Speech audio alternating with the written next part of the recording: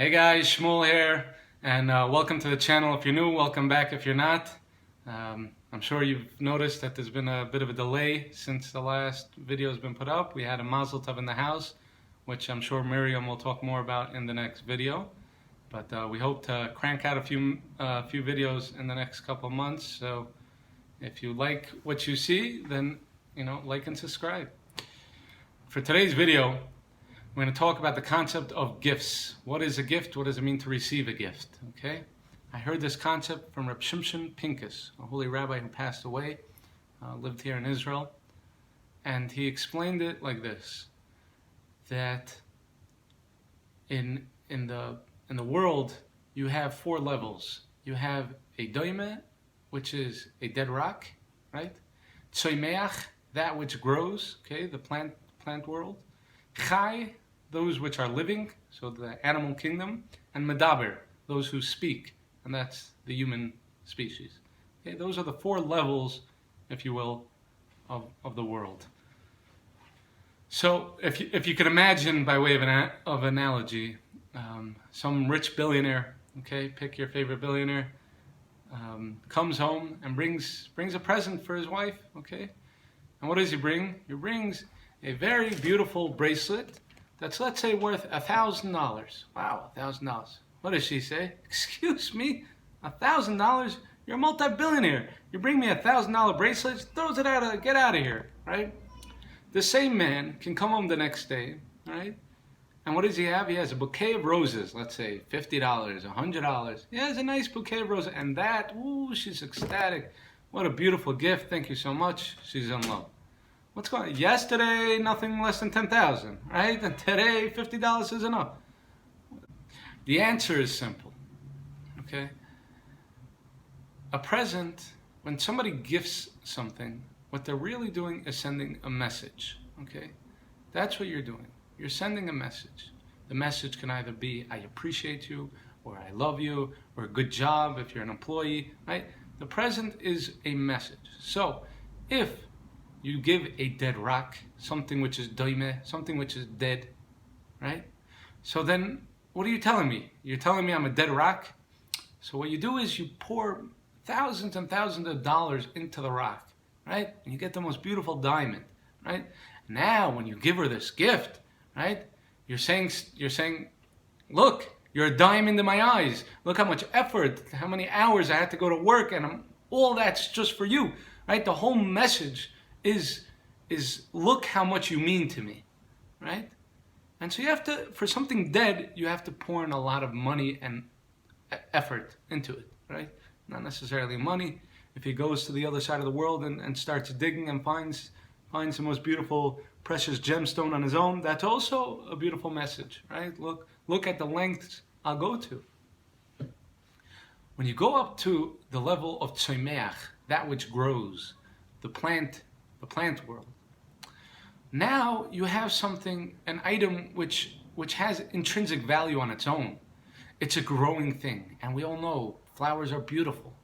So when I give her a bouquet of flowers, I'm telling her that our love is a growing love, right? You're beautiful, right? The message is already inherent within the flower, and I don't need to pour all this money into it in order to get the message across, right?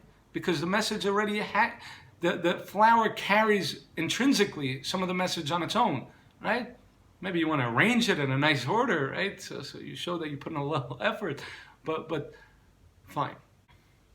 To take it a step further, and maybe a step deeper, a lot of people are very, very curious. What is up with sacrifices? We all know that in the temple that was, and the third temple that will be rebuilt, right? We all know the Torah talks very, very extensively about sacrifices, right? Which is slaughtering an animal as a general rule. There are other types of sacrifices. You can have bread sacrifices, but our question isn't on the bread sacrifices. Our question is always on, what are you killing this sheep for? For what? God needs sheep? Like, what's going on here, right? So there are 1,000 answers, and most of them are way above my head. But one or two that I've heard is when you bring a sacrifice, what you're doing is sending Hashem a message, okay? Which in a deep way, we're going to stay away from this, but in a deep way is really sending to yourself a message, okay? So that you get the message is the real point, but we'll maybe for another time. You're sending Hashem a message. You're sending God a message and telling him that I am willing to give my life for you. Now, God says, B'charta b'chaim, in last week's parsha, choose life, right? He says, I put before you life and death, choose life, right? So we don't try to kill ourselves for God. That's not what we try to do. But the sentiment should be there.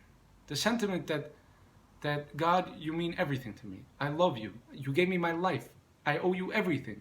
I'm willing to give up my life. Now, I know you created me for a reason. You don't want me to die. You want me to live and do whatever the mission each one of us have in this world, right?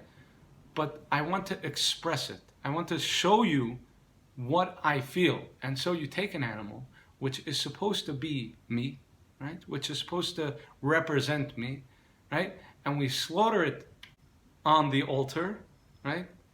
And we spill the blood out, as the Torah says, Dam hu hanefesh. The blood is where the life is, okay?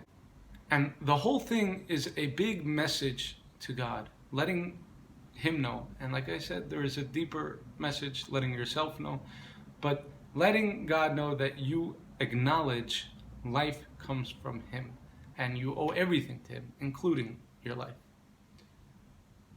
I heard another explanation of what's going on with sacrifices. It went something like this. A father comes home for Shabbat and he brings home flowers for his wife. Okay, this is a very common occurrence in the Orthodox world. Every once a week on Friday, the husband comes home with a bouquet of flowers, both for the wife, both for the house for Shabbos, so the place should look beautiful, right?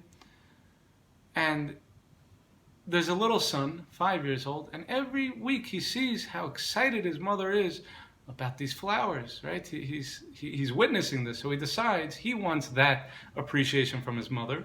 So he goes out into the garden and he picks some dandelions or whatever he can find, some weeds, grass, puts it in a cup with some dirt and presents it to his mother. And his mother, being the loving person that she is, says, "Ooh, wow, so beautiful. Thank you so much, mother." And puts it right next to the other big bouquet of flowers, right? And makes a whole big stink about it, right? And the kid feels such confidence boost, right? So he does that week after week. He keeps going and bringing his mother flowers, right? Imitating his father. A couple of years go by, and teenhood sinks in, and he becomes a little, well, we all know. And, one day he comes home, he forgets the flowers that he wants to bring his mother, so he runs outside, sticks a bunch of dirt in a cup, picks a flower, throws it, "Hey, here you go. Thank you, Ma. Here's your flowers." His mother says, whoa. Don't forget how this started.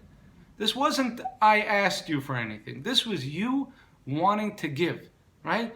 And I showed you appreciation in return, right? That is our relationship with God. God doesn't need anything from us. He is perfect in every way, and he owns everything. He created everything. It's silly to think that he needs our sheep or anything, right? Really, even our good deeds. If you're to analyze long enough, you'll understand that even our good deeds, the commandments that God commanded us, is not for his sake. God doesn't need that. He doesn't need anything. He is perfect on his own. It is for us, that we can do these things, that we can show some level of appreciation to God. So God gave us commandments. If you would like to show appreciation, here is the way that I will accept your appreciation. But at a certain point in history, we kind of got confused and we said, why does God need flowers? Why does God need sheep? And God says, whoa, I don't need anything. This was your way of showing appreciation to me. So I accepted with love, and I made a big stink about it to show you, wow, it's so special. What a beautiful sheep. It was perfect. I had no blemishes on it. Wow, what a great job, right? But that was for us, not for him. So we should walk through life and acknowledge that God gives us everything, and we should do our best just to show that we are recognizing that, and we want to give, and we acknowledge the good that comes every second of the day in every part of our body, from our fingers to our toes. There's nothing but blessing. We act entitled, but in reality we don't deserve anything other than to show appreciation. So that's the video. Thank you very much for tuning in to the Shmuel Miriam YouTube channel. We hope that you would like and subscribe and leave your comments down below. Okay, and we do our best to respond to all of them. And we'll see you in the next one. Bye.